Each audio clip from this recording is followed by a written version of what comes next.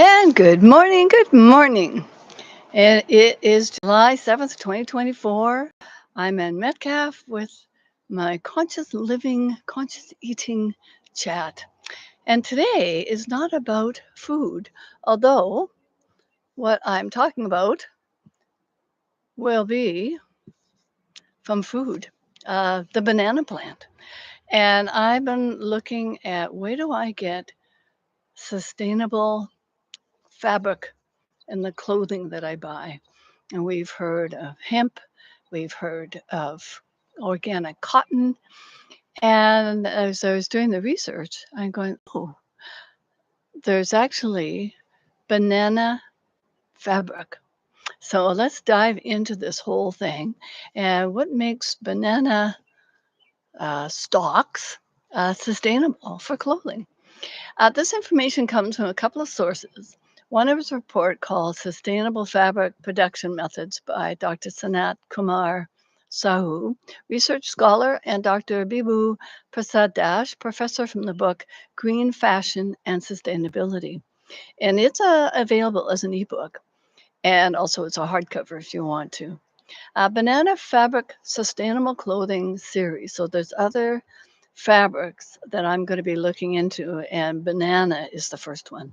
The process begins with stalks of abaca banana plants, a plant species native to the mountains of the Philippines.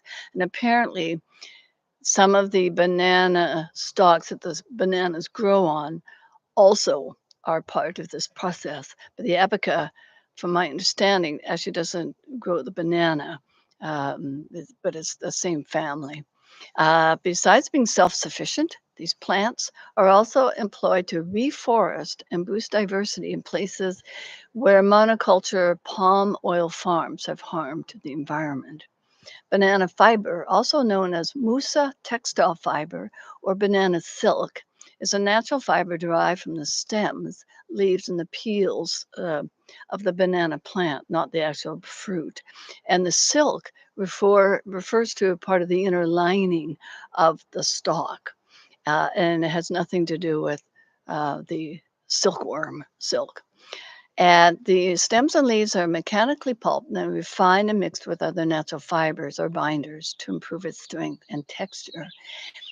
And their strength, durability, softness, and the moisture-wicking capabilities make it an attractive choice for various textile applications. And I'll include a link to showing actually how the process is done. It's quite fascinating.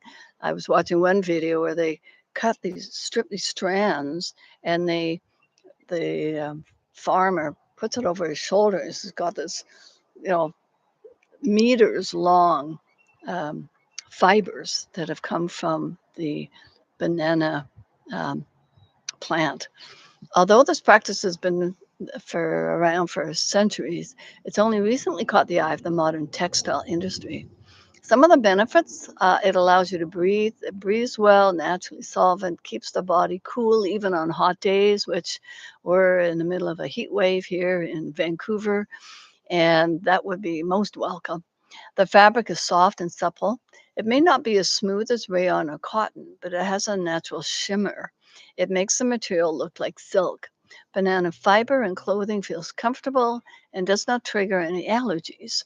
It also is fire resistant, heat resistant, water resistant, and grease proof.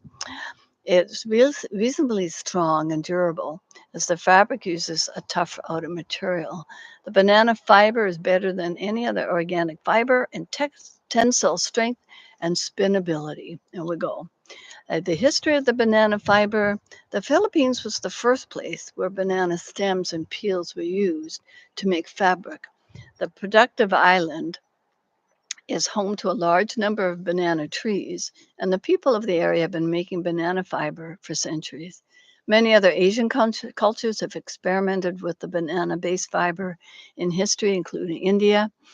And India has gradually replaced the Philippines as the world's biggest hub for banana fiber. Now, some of the other benefits, a low impact on soil health. Unlike cotton, which needs tilling to refertilize the soil, banana trees regrow in the same place. It also does not require additional water, land, or fertilizers, and the roots are strong enough to hold the soil in place, thus preventing landslides. It's low energy, low water consumption, and chemical free fiber production, which is important, has minimal impact. And we'll find from some of the other, like bamboo fibers, there's a lot of chemical to turn that bamboo fiber into clothing. Non-toxic banana fibers do not use or need genetically modified crops. They provide a sustainable livelihood for the farmers. Banana fabric also do not contain dyes, so the chemicals don't contaminate the local water supply. It is safe for the wearer and does not cause an irritation or allergies. There's no wastage. The banana fiber is made from parts of the banana tree and banana peel that is discarded if not put to use. And creating something valuable from anything that otherwise goes to waste makes banana fiber one of the best alternatives to several other synthetic and natural fiber. And banana fiber is used to make different things depending on what it is made of, the peel, the inner peel, or the stem. And the inner lining is soft and used for silk-based fabric.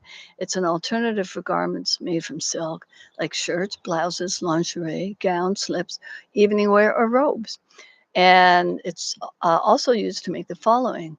Um, I saw one, and they were making like a backpack out of the banana fiber, and they looked quite. They were clean, and the stitching was beautiful on it. So anyway, there's. I've got also another link about how the different uses are for this banana fabric. And why do we need to be more conscious about what we're putting on our bodies and the impact on the earth? Well, you and I know the answer to that question. When it comes to polluting the environment, the textile sector is one of the worst offenders due to the enormous amount of water and energy it consumes and the wide range of contaminants, toxins it releases into the sewer system. More has been paid to the problem of where to put all the use of this clothing and the other textiles that have accumulated over the years. And one of the problems with the mixture of some of these fabrics is they can't recycle them because there's too many compounds within that t-shirt or that coat, and they can't recycle it. If it's all cotton or all hemp, then they can recycle it. But when it's a conglomerate, they can't do anything with it.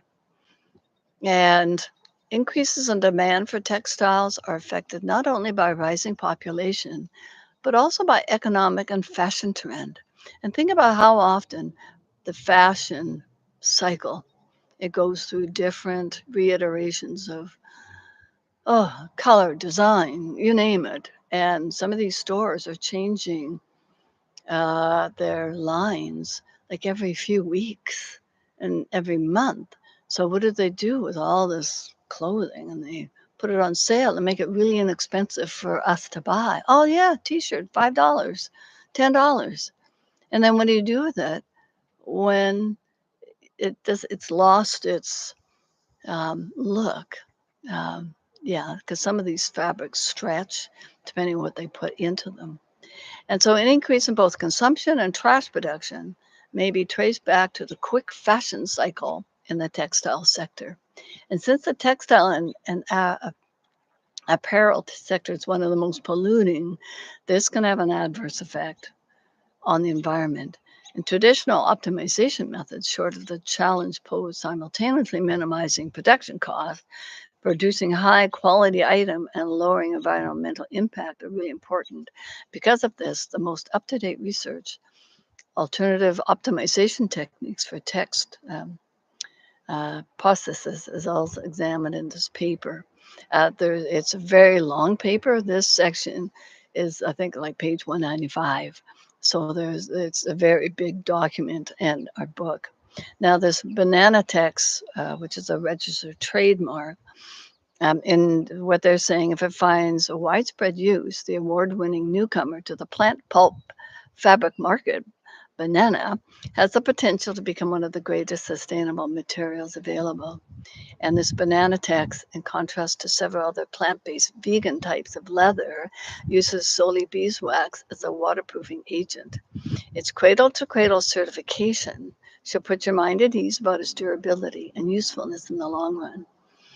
And uh, there's talk about sort of textile and paper production and the sizing, which is part of the process of creating the fabric to form a solid continuous surface film, imparting characters such as smoothness, stiffness, weight, and luster.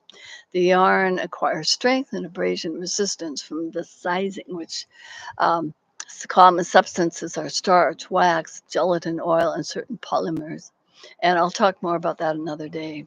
Fabric, after all, are the primary factor in determining the environmental effect of our wardrobe.